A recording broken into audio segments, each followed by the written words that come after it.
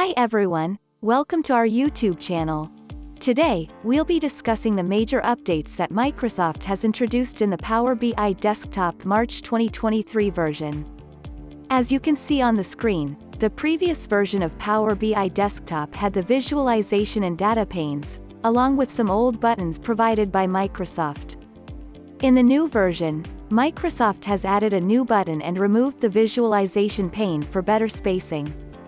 The data pane has also been removed, and now it is the pane window, or whatever you want to call it. Additionally, new features for query reduction have been introduced in the newer version. Let's dive in and check out the new updates. In the updated version of Power BI Desktop, the visualization pane has been migrated inside the Home and Insert buttons. All the visuals have been categorized properly according to their nature, which is a good thing. To enable the new features in Power BI Desktop, update your version first. Then select Option and Settings, under File, and select Options. Inside the Global section, click Preview Features, and checkmark the features you want in your desktop version according to your needs. In the Current File section, go to Filters and checkmark, instantly apply basic filter changes, or select more options according to your needs.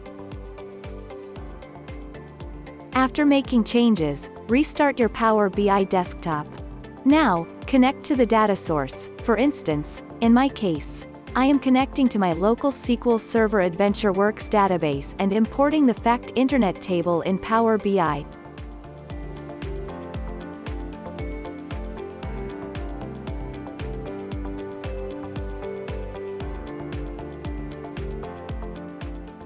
To create any visual, select your visual type inside Home, and then select the Add Data icon. Click on the visual and select the columns for your visuals, and your visuals will be prepared by Power BI.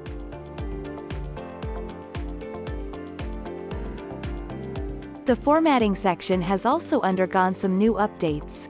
Previously, it was built in the visualization pane, but now that the visualization pane has been moved, you can open it by selecting your visual and clicking on the three dots icon on the right. Then select Formatting. In Formatting, there are new updates. Go to the title, and you will find a subheading. You can also add the divider and spacing options. Adjust all the settings according to your visual needs. Now let's move to the next update.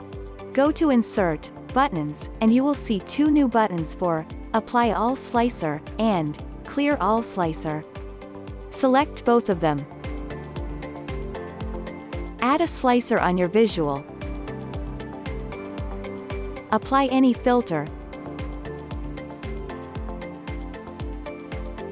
And click on the Apply All Slicer button to slice the values.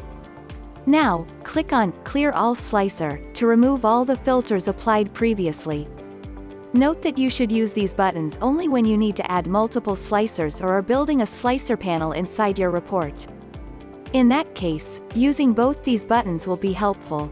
However, if you are using only a few slicers, we suggest you use the normal slicer only and not insert the buttons.